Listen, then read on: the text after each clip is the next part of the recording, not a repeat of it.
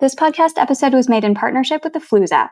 With the Flues app, you can stack your credit card points by buying gift cards because their gift cards code under the specific merchant category code you need. You can also easily switch up your payment method as well by linking up a PayPal key that acts like a debit card number, and then link up the credit card that gives you the highest rewards for a specific merchant category code behind the scenes. Download the app via my referral code Geobreeze Travel and get 3 vouchers to earn up to 35% cash back on merchants such as CVS, Uber Eats, DoorDash, Grubhub, and more. Check out the show notes to download the Flues app.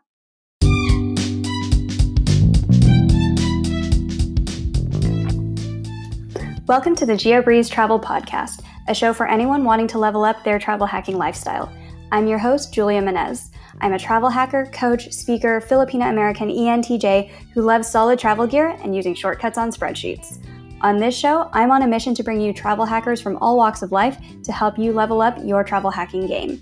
We dive into credit cards, miles, points, strategy, mindset, and the secrets behind how to travel the world for next to no cost. So, let's get hacking.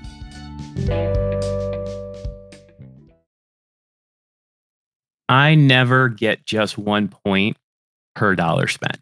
I always try to find one way to get at least, 1.5 as my threshold, but using things like portals or just aligning your everyday spend is enough to get you to that dream vacation, right? You don't have to do all these other things. So it's like, I say, it's not Pokemon. You don't have to catch them all. Just do the simple things that align with your everyday spend, and that's enough. And everything else, you can do too and learn over time, but just that simple align, find a card that matches your spend is enough. Hello, points people. Do you ever wonder how some people make a lifestyle where they just get to earn tons of points by traveling for work? One of those ways is by being a consultant, like Guy Guyton. Guy is a traveler, burger enthusiast, and photographer from New York City who recently moved to San Francisco. Guy has used points and miles to travel across 17 countries and 30 states over the last 6 years and earns a ton of points in his day job as a consultant. In today's episode, we discuss what it takes to live this kind of lifestyle and how there are many different types of consulting roles that can fund your lifestyle, both in terms of points and a handsome paycheck, since these roles tend to pay quite well. And speaking of money, one of the most common questions we get about redeeming points is, how do I know if I'm getting a good deal? Come join this month's masterclass all about how to find the best redemption deals for different locations by signing up using the link in the show notes. And now, on with the show. Hey, Guy, welcome to the Geobreeze Travel Podcast. Hey, thanks for having me on. I'm super excited to be here. I'm so excited to have you here. So before we jump into all of your glorious knowledge about travel hacking, tell us a little bit about yourself first. How did you get into the game of points and miles? Yeah, sure. I actually did not think the amount of cities and countries I've gone to would ever be possible. I grew up in Connecticut area, born in New Jersey, and then got a job straight out of college in New York at a Wall Street firm. And at that point, I had no idea what was going on. And I got really lucky, and I found a really great mentor who was my manager, who was just enamored by travel. And I had been interested in traveling my whole life. Some of my mentors and people I looked up to were just really well traveled. And I thought that they knew more about, how the world worked fundamentally. And I got a guide right away. He told me, do 2 things. Get a credit card, get a points credit card, and start there. And don't get anything crazy. He literally just gave me that advice. And he said, get a Charles Schwab ATM card. I was like, why do I need this? And he's like, because you're going to go international. You're going to have a great time. You don't want to get charged fees. Don't ask me questions. Just do this. And that's where a lot of it started for me. Since then, we've gone on a few trips, and it's really just unlocked a lot of channels for me. So that's kind of my background from that perspective. Nice. What was your first travel card that you got? So, my story is definitely someone who's building up. I did not come from a family who's done any of these credit card things. No one in my family ever really had it. Credit was always this taboo subject. And it's why would you do that? And a lot of my family comes from pretty modest background. We were living paycheck to paycheck for a lot of years. So my first one, I had to build up. I was doing a Capital One. I remember what they call it now. I started off with a Capital One card to kind of build up a little bit of the credit. And then I got a Barclays card. And it's funny because a lot of that is you get rewards and you get kind of these points, and a lot of it you can just kind of use for cash. But I had to really build up before I finally got up the credit score to get ultimately what I call the beginner card, the Chase Sapphire Preferred, which has kind of been my main card since. But really, kind of had to build up from there. Very cool. All right. So once you had started getting these different points cards, what was the first trip that you were able to take? Or did you wait a while? Did you rack up a whole bunch of points and miles before ever taking a trip? What was the next step in the journey? Yeah. So for me, I wanted to travel more, and I got a little bit of it kind of locally around the area, and then I switched jobs. I really want to travel so much, so I switched jobs. So my bucket's a little different. I travel about 40 weeks out of the year professionally for my job pre-COVID, and one of the things to do is they give you a corporate card, and you have the choice. So you get an Amex, and you can get the green card, and if you want points, you have to turn that on. It's like $90, something like that. I think it's slightly subsidized. And I was like, oh, well, that's interesting. And I was kind of doing the math right away because I was a huge analytical nerd just in general. So I was doing the math. I'm like, this is worth it. And then you can get the platinum card. And I'm looking at them like, how can I, like, what if they say no? And I didn't realize like it was against the company's credit. So like it was never even a factor, but I was like sitting there like, look, is this even going to go through? Like it's a platinum card. This sounds like it has so much weight. And so I ended up getting that. I took the risk, and that kind of worked out. And then I started traveling for work, and I earned a lot of points. And when you're consulting, like it's funny, you don't spend a lot of money throughout the week. You can expense a lot of things like where you're staying and your meals and things like that. So a lot of my, like, other than rent, material spend was kind of subsidized that way. But I earned points kind of old fashioned way. My first trip, ironically enough, I went to Brazil, and I paid for most of the flight through some like rewards portal. And I was in economy, and it's like a 10-hour or so flight with my buddy. And I just remember getting off and I was like, I can never do this flight again. I needed something because I'm a bigger guy. I'm about 6'2", like 220 pounds, something like that. And I just needed a little bit more space. And I'm on this no-name airline, and so that was a bit of. But the thing that I remember the most, and it really just got me hooked, like, this is kind of cool. I went with a buddy, and the last day we were in Brazil, we were in Rio for Carnival, my first like international trip. And we had met some amazing people who are now like lifelong friends. I actually moved out to San Fran, about 6 minutes away from some of my buddies that I met on that trip. And the last day we went hang gliding, which was incredible, right? The views, and you land on the beach was absolutely incredible and amazing. And we got to the airport. We were just kind of beat. It was 5 days. I wasn't used to traveling like this. We were going pretty quickly, and Carnival was late nights and things like that. And we get to the airport, and all of a sudden I realized, like, hey, I have this priority pass thing, right? And it was because I had the platinum card, and it came with that as a perk. And I'm realizing, like, wow, this is pretty cool. And so the priority pass got me and a buddy in to a lounge that gave us food and drinks, so we can kind of huddle up. And we had about 5 hours before our flight. We could also take a shower. And I was like, what is this? So we showered before, our 10-hour flight. And that just made so much of a difference because I cut this trip so close. I landed at JFK, I think just a little after 6 a.m. I was in the office by 9 a.m. And the other amazing benefit here too is I looked at my buddy and I saw the line, and I was like, hey man, sorry, but I really got to get to work. I got to go. And I just remember, like, by the time I'm like, text me when you get through this customs line. And I remember getting the text. He's like, I finally got out of the airport. And I was like, dude, I'm already home. Like I'm like hopping into the shower. And so, those two benefits of having a credit card too, it was just such a like thing. I'm onto something here. So much value. That's incredible. So, I think one of the main questions that people have for people who live the consulting life is, do you get the points for when you're doing all of those different flights and staying at all those hotel nights? Do you charge them onto the corporate card and then you get points for that, or you only get the points for button seat sleeping in the bed in the hotel? Yeah, really good question there. And there's a couple of layers to it. So for the most part, you get your own points. So you put all your expenses on your MX card. And like I mentioned, you have to opt in. So if it's a green card, for example, I think you have to pay like $90, something like that. And a lot of the firms are pretty similar in fees. And some of the firms will supplement. And then I have the platinum, which my firm will also supplement a little bit of the price from that perspective. But if you upgrade to that, then you're getting the points as well. So like I was like, oh, well, that math helps supplement the annual cost in my mind. So your expenses, things you usually expense are your hotels and your flights and meals and things like that. So those are all pretty big chunks, especially when you're doing it each week. So yeah, you get the points. And the thing is, you don't get multipliers on that, which is fine because it's spend against something you wouldn't have had to do anyways yourself. You also do get all of your points for your flights and for your hotels. So one of the things I always recommend for a travel consultant, like day one, is just sign up for I was out of New York for most of my career. I actually just moved to San Fran during COVID, but it really factored into my point strategy in a couple of ways. One is flying out of New York. Delta was a no-brainer. It's a giant hub. And if you've ever been to LaGuardia, it is a Horrible airport for most people, except for me. I love it because Delta owns Terminal C and D. So they own like most of the airport. So, and then everyone else is basically shoved into B, which is why people don't like it. So while those are huge lines into Terminal B, I'm like, no, Terminal C and B, I'll get through that in 15 minutes from my apartment. So Delta made a lot of sense for me for that reason. The other part of it is, and I talked about that first card I kind of anchored around was that Chase Sapphire. Well, the Sapphire moves points to United. So when I'm flying Delta and I'm able to move points to United, I'm like, now I'm a little bit more versatile. But my recommendation was sign up for everything because while the Delta flights out of that are great, there's been several situations where I'm like, okay, I got to fly. If I book my flight late, and firms don't want you to book your flights late because you will be more expensive and that's bad. And then you have to find cheaper flights like Southwest or American or whatever it is that might not be the most convenient. So even though you have a main airline, at an instant, you might have to fly someone else. So I just recommend signing up for everything. And then all of those points you get.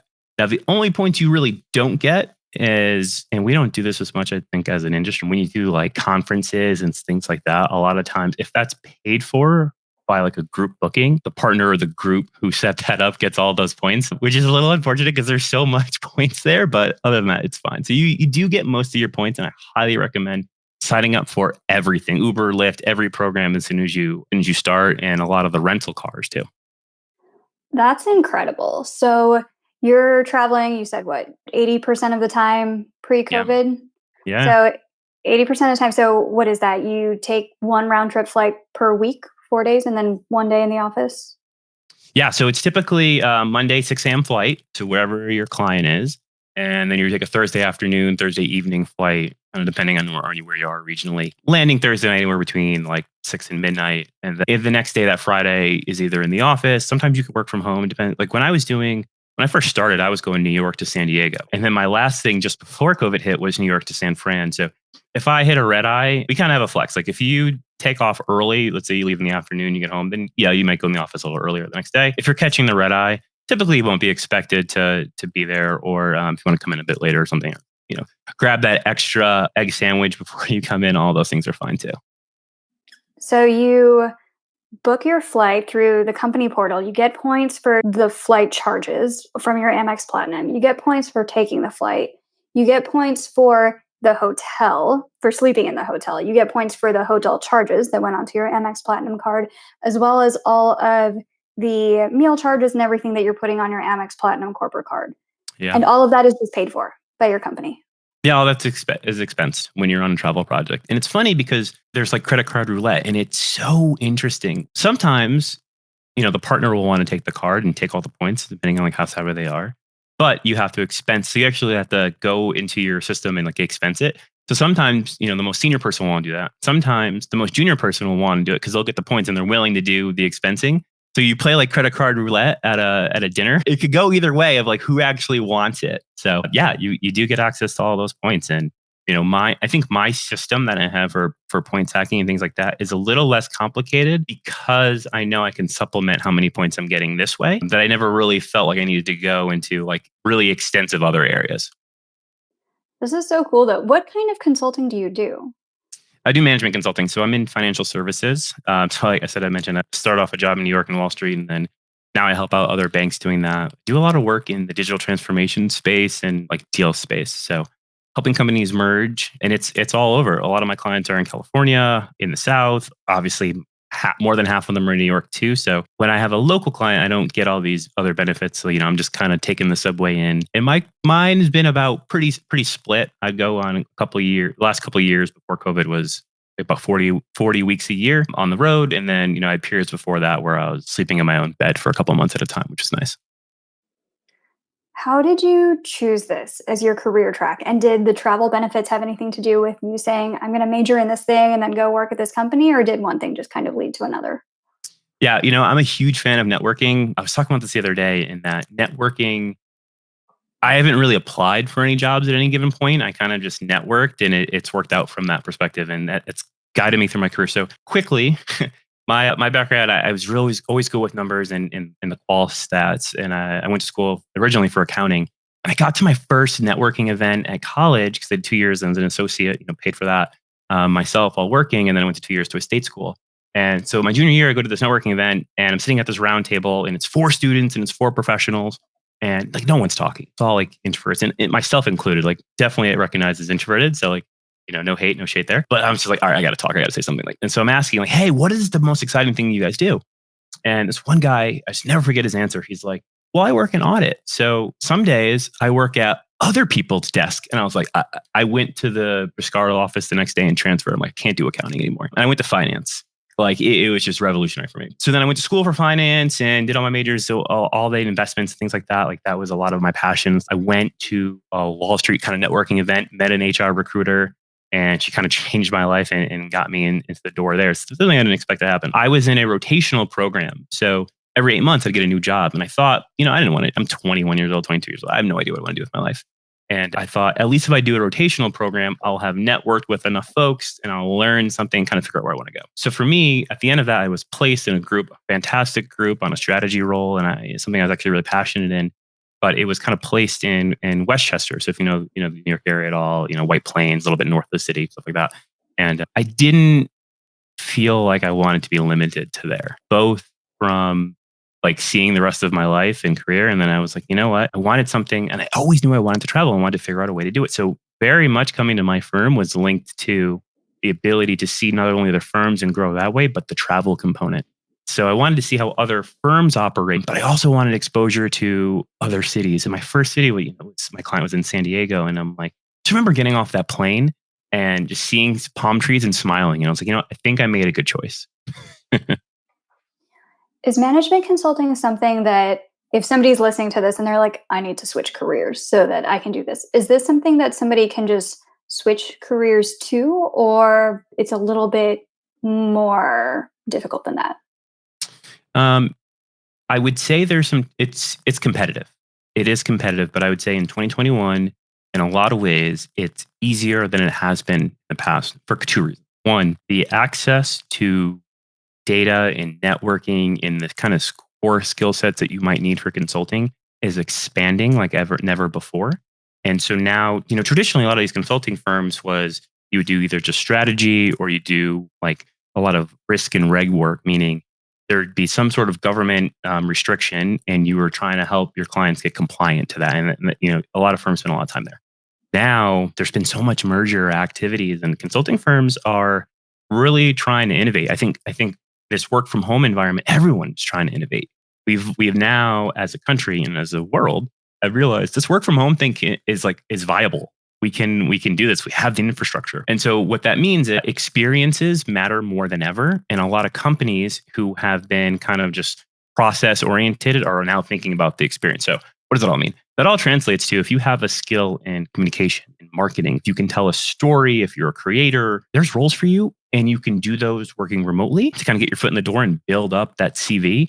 And if you want to do consulting for the means of traveling, there are options to that. And some of these firms have like contracts that you can do where you can almost work as a contractor for a bit, build your CV and experiences from that perspective and go. So I will say it is competitive. It's a harder role to get into, but there's just more avenues there's ever been before.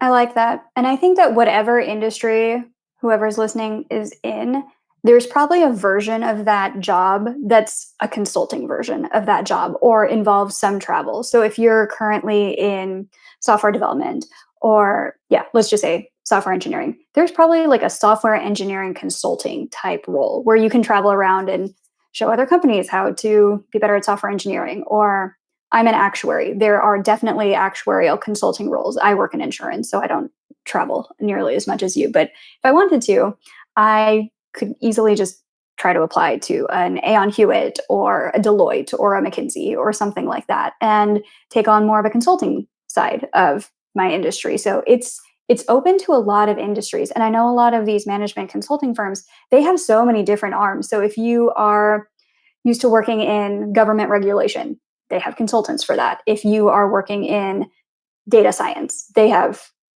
consultants for that. Really, any industry, there is a consulting version of that. Couldn't agree more. And it's funny because a lot of these firms, we used to be very siloed. And it's like, you're in financial services or you're in media or you're in technology. And now so much of it is just based on your skill set. Like if you can tell a story, you could do marketing support for any of those industries, or you can go the other way around. Like if you know media more than anything else, then you can do consulting work from that. And it's not just the consulting firms that's hilarious. A lot of the FANG stocks, the Facebook, the Googles, and things like that, they all have some of these remote roles too, where you can spend some time in like California, wherever they're based, or Texas, and spend some time at home, and like you can use that for your travel as well. And the other area I'd say is like sales. Anything in sales is a good area if you want to get some corporate business travel. Absolutely. I completely forgot about that avenue. But yeah, sales, they have such a huge travel budget with most companies. So that's a really good avenue too. If somebody's listening that's being like, I need to switch careers to something that gives me a corporate expense account so that I can just get paid and travel 80% of the time. Because to some people, it's a turnoff where they're like, I can't be gone 80% of the time, but it attracts a um, certain type of person who's really into that lifestyle. And you're like, I really like traveling all over the country and meeting with clients all over and getting my travel paid for, having elite status with everything. It's a lifestyle that a lot of people are drawn to. Yeah, I would agree. It's comes with trade-offs and harder on relationships and families. There's some folks, I don't know how they do it. I have a guy who I worked with. We were on this deal in Texas. So we were flying brutal, just brutal connections. Like, and you always want to fly direct, but this route, like you just couldn't do it. And I don't know how, but we were working insane hours. We were probably working. I took a call at 1:30 in the morning one day, and I was just like, "This is normal," and it was weird. This other guy on my team, though, he was training for this like weird marathon thing where every day for a week you run a marathon, like you run 25 or so miles with all of your gear on your back while consulting. I'm like, how do you do this? Like some people are just very, I'm calling it insane. So it is a lifestyle choice, but it can be done. Yeah. And I think something too that you mentioned, which is a really important skill set with consulting, is just being able to explain complicated concepts in simple ways and being able to distill down really like the root cause of something, of whatever the problem is for your client, and then say, here is in simple terms what the actual problem is, and here's a solution for it. Yeah, I would agree. That's a good skill set in many areas, not just in consulting, but in business for sure. But you see that permeate in relationships and just public engagement speakings and things like that. So the ability to be concise or just adjust to different audiences is critical. And it's a good skill set. And part of it's so funny because when you think about travel and one of the reasons, look, there's a million ways to earn points, but the why you do it and the why you travel is equally impactful, in my opinion. And being able to travel and go to different spots and experience different cultures really gives you that perspective that allows you to be more flexible, and you see that manifest in your relationships and at work and all these other areas in your life.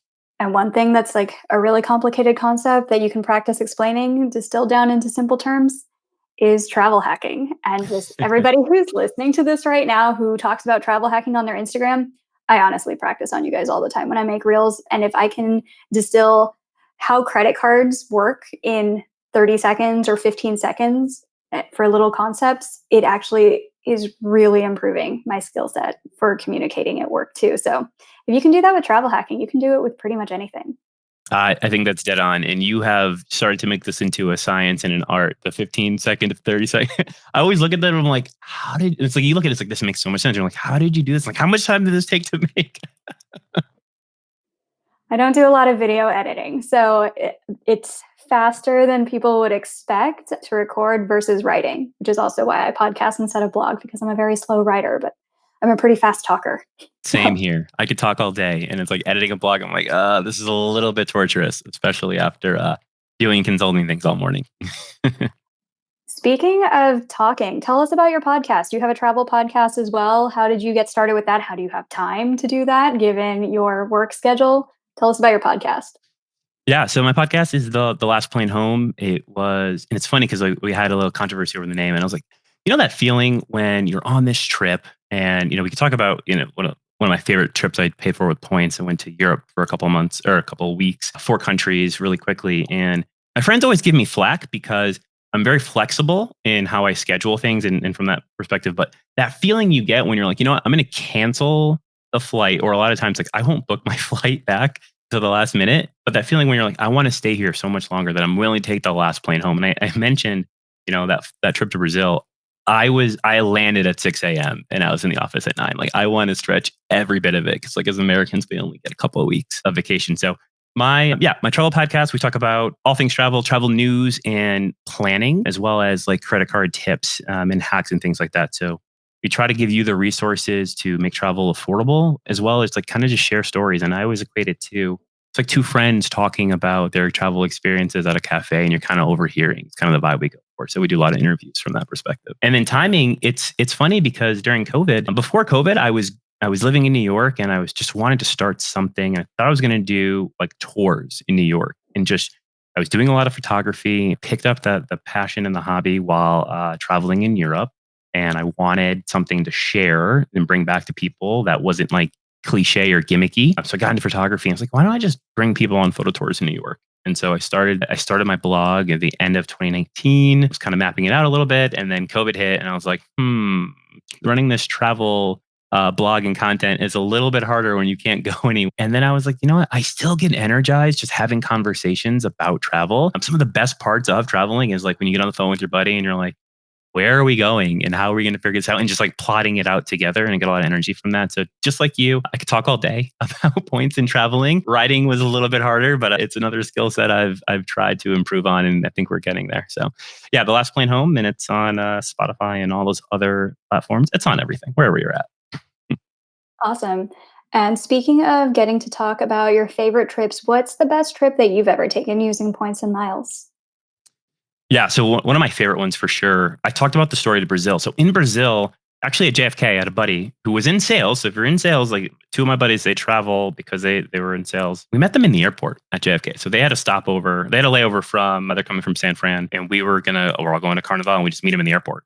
And I think we just sent him a text. We got all their socials, we got all their stuff, and we said, hey, do you want to come to dinner with us the first night we got there? And I think it's so interesting about the travel community because I do a lot of solo travel too. You can just meet people kind of on the road, and you got to be safe about it. But a lot of people will just kind of take you in. You kind of build these relationships on the road, and they're super powerful. Like when you meet on the road, they last forever. So I met some folks on the way to Brazil, and they hit me up a couple months later and said, hey, do you want to go to Europe? One of them was turning 30, and it's like, I want to spend my birthday in Germany for Oktoberfest. And I said, yes, sign me up. Let's do it.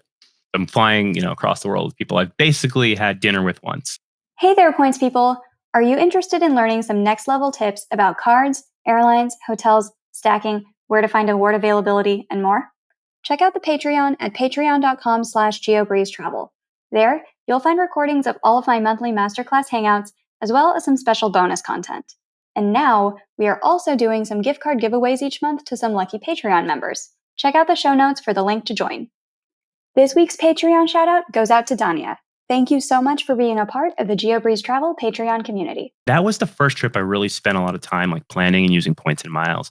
I fly Delta, but I think, and it's still true now, United has a better just international point system. So I used my Chase points and flew through United's routing. Easiest way to like look up United stuff or any of their alliances through United. And I think I had a couple of multipliers as well. So that was great. We ended up doing Amsterdam, Germany, Czech, something else that I'm missing, but I'll come back to it. So we did 4 countries, and the anchor was around Oktoberfest, but doing everything else, like seeing basically my first time in Europe. And as soon as we landed, it's like full vacation mode. The culture, the one thing I'm still really upset about is I can't get into the Anne Frank house. I can't get into the Anne Frank house. It is like the hardest reservation of all time. It's basically a lottery in the first thing in the morning. So I tried that multiple times and I couldn't do it. But other than that, it's like you're in such an interesting culture in Amsterdam with all of the arts and shows and things you can do.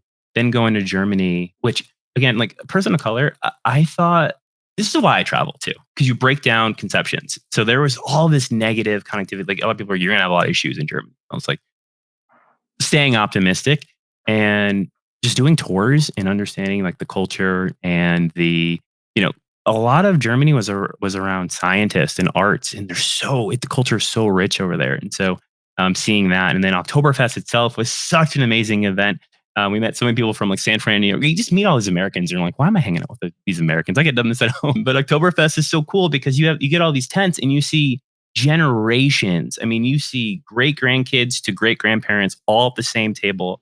Everyone is drunk. Everyone's having a good time. And you're just like, and you see people like fighting and roughhousing, and it's like it's playful. Like they're just fooling around. You look at it and you're like, oh man, if this is New York, those guys would be arrested. But here, it's like it's fine. Like it's all in jest, and people are just hanging out, having fun. So kind of experiencing those different cultures was great. And then we really wanted to rent a houseboat in Amsterdam. If you ever get the chance, I would highly recommend it. It's one of the coolest things.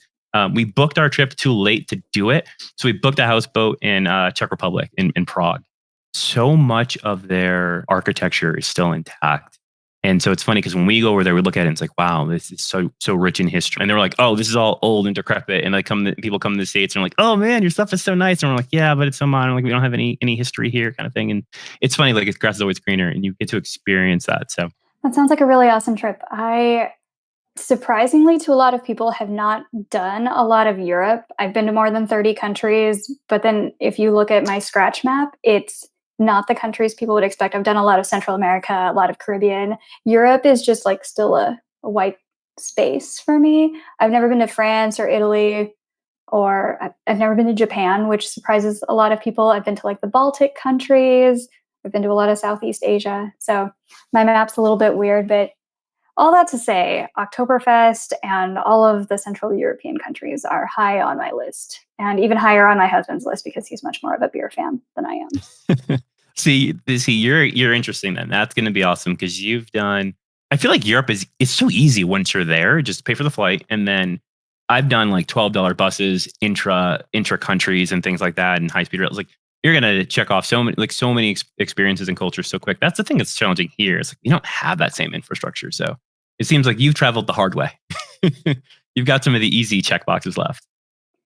Yeah, we went to Russia as part of a cruise so that we didn't have to fill out paperwork because we were only there for 10 hours as one of the cruise stops. And we were with a guided tour the whole time, which sucks, by the way, when you're sitting just on a bus and like you're not allowed to go explore by yourself. It's completely orthogonal to how Mm. I normally like to travel.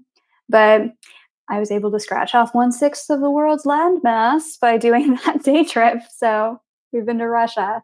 But yeah, I went to China on study abroad so that they would handle that paperwork for me. Really, my travel strategy is how can I avoid paperwork? And God, COVID has made that hard. COVID is just all of the paperwork every time somebody wants to travel now. And no me gusta. Yeah, it changes how I think about travel in 2021. I'm kind of like, you know what? Maybe the first half of the year, I'm just staying domestic. It's fine. It's fine. Hawaii is like really close to me. So I'm like, this sounds great. But I think in the future, my thing is like, if you have to quarantine at all or there's any risk of that, I'm just out because that's 14 days. And I just don't have that kind of time ever. What's the next trip you're planning on points and miles? We'll see what time of year. So the last trip that I had that was in the hopper just before COVID hit was Japan. I wanted to go to Japan for snowboarding, which you say you haven't been. And I was like, oh man, there. And it's such an amazing spot, it looks like. So I want to go there for snowboarding. So depending on the timing, that could be the answer. If it's a little bit earlier and we're feeling fine and safe and things like that, and I want to expand my 10-hour range, I really want to do the Maldives. I think in a year where things have been crazy, I'm taking advantage of slightly lower prices and going to a private island where everything you want to be open will be open.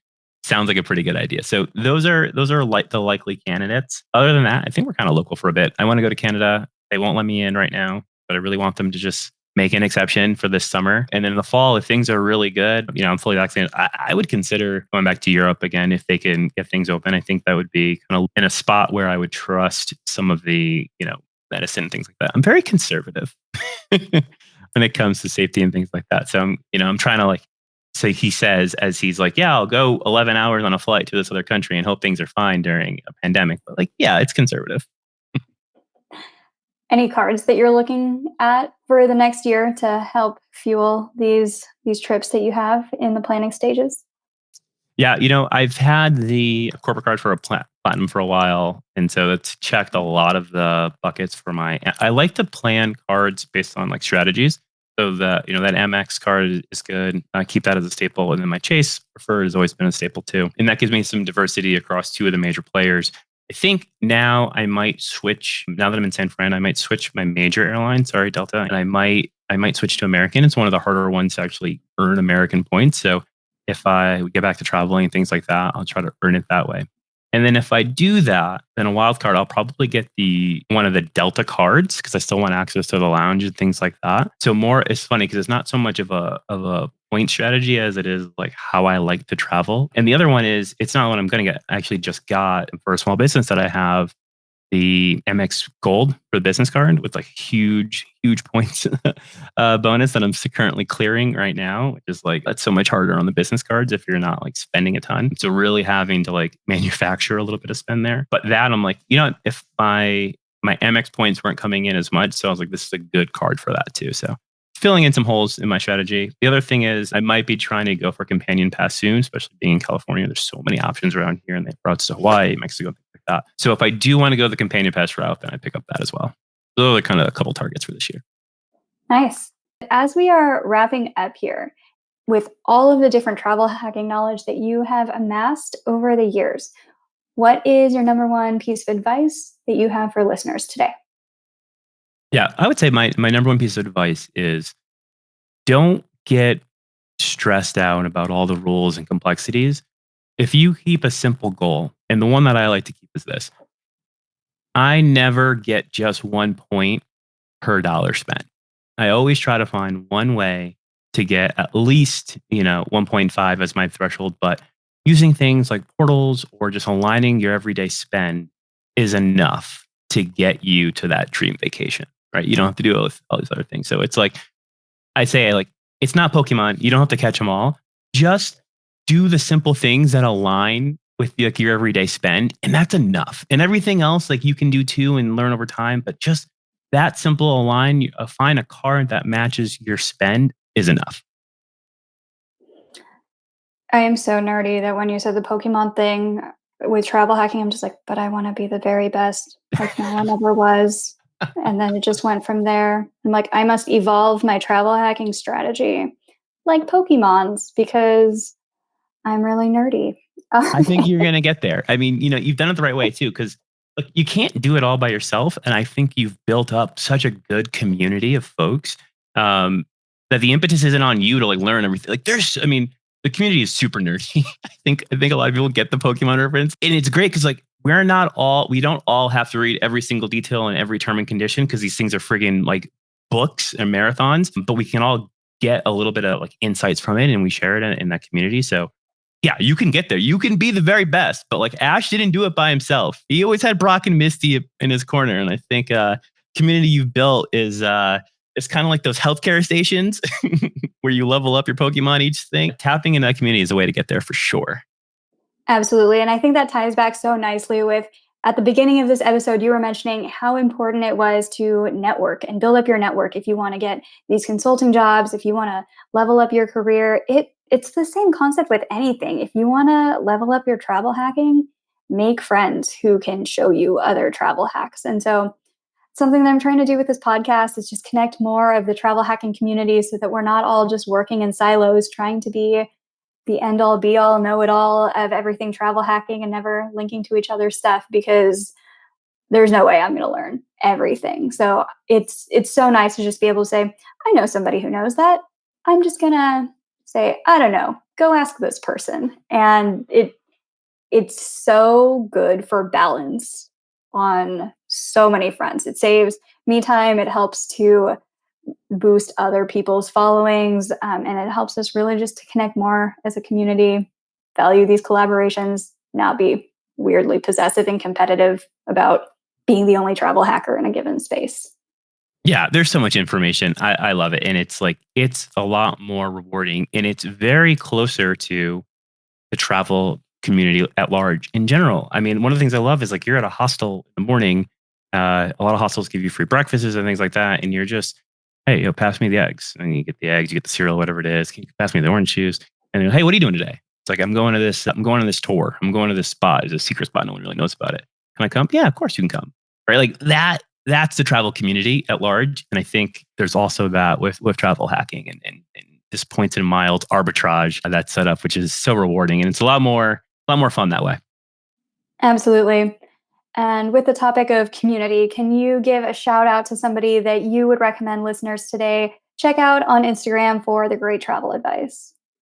Yeah, I think you've had a lot of awesome points and miles travelers on yours and too. So for me, I like to also get inspired. I think the other half of it is part of it is earning. The other part of it is like, where do you want to go? I have an awesome influencer and Instagram page where I get a lot of my things, especially in the California area for those listeners. So her name is Chelsea Davis. Her tag is Shay Shay from the Bay.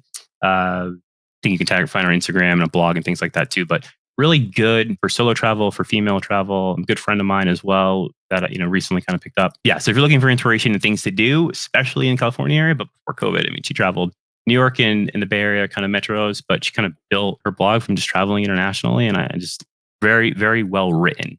So that'd be one of my recommendations if you're looking for something new for some inspiration. Perfect. And it's always great to follow different travel influencers too, and then just say, even if it's not a travel hacking blog, what did they do? And then how can you travel hack it? Yeah, I'm always looking to reverse engineer. So, oh, that's your itinerary. Great. Let me find out the places I can go to get there for free. Perfect. And where can we find you on the internet? Yeah, I am on Travel with Guy, so on Instagram and Twitter, and there's a blog, just travelwithguy.com. And then follow me on the podcast, The Last Plane Home. Again, we do a lot of travel inspiration, guides, and points hacking. So looking forward to see you guys there. Perfect. Well, thank you guys so much for coming onto the show today. We learned quite a bit about the management consulting lifestyle, how you can basically get your job to pay for you to travel all the time, get status that way, and then all about travel inspiration as well. So thank you so much for coming on the show today. Hey, thanks for having me, Julia. It was awesome talking to you, and I'm sure we'll do it again.